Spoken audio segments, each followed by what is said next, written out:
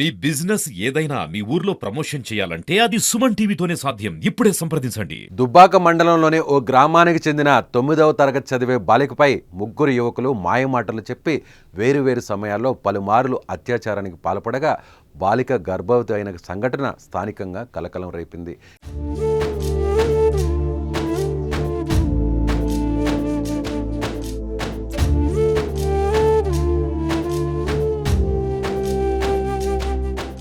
తొమ్మిదవ తరగతి చదివే బాలిక ఇటీవల అనారోగ్యానికి గురి కావడంతో ఆమె తల్లి సిద్దిపేట జిల్లా ప్రభుత్వ ఆసుపత్రికి తీసుకువెళ్ళింది. అక్కడ బాలికను పరీక్షించిన వైద్యులు ఆమె గర్భవతి అని తేల్చారు. వెంటనే వైద్యులు సిద్దిపేట భరోసా కేంద్రానికి సమాచారం ఇవ్వడంతో భరోసా కేంద్రానికి చెందిన అధికారులు గర్భవతి అయిన బాలిక నుంచి పూర్తి వివరాలను సేకరించారు.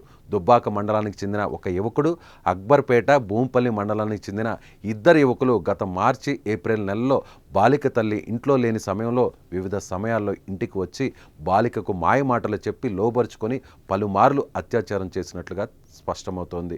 దీంతో బాలిక తల్లి ఇచ్చిన ఫిర్యాదుతో ముగ్గురు యువకులపై ఫోక్సో కేసు నమోదు చేసి రిమాండ్కు తరలించారు అధికారులు.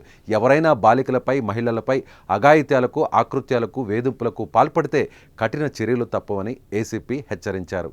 దుబ్బాక మండలానికి చెందిన ఒక మైనర్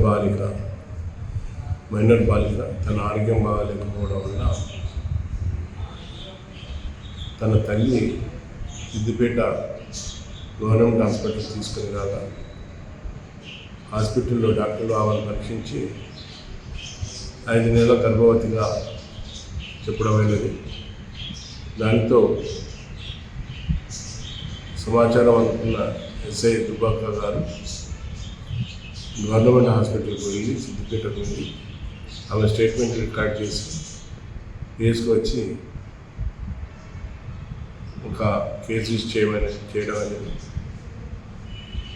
ఇది కేసును ఇన్వెస్టిగేషన్ చేస్తున్న క్రమంలో వేరువేరు సమయాల్లో ముగ్గురు అక్యూజ్డ్,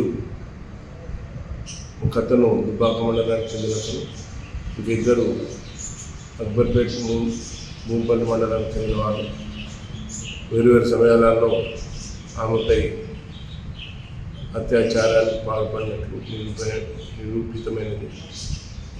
దానితో ముగ్గురు వ్యక్తులను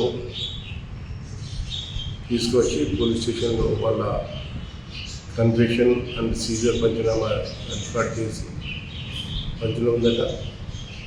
వారిని ఈరోజు అనగా 8వ తారీఖు 9వ నెల 2024లో అరెస్ట్ చేసి కోర్టులో ప్రొడ్యూస్ చేయగలిగారు.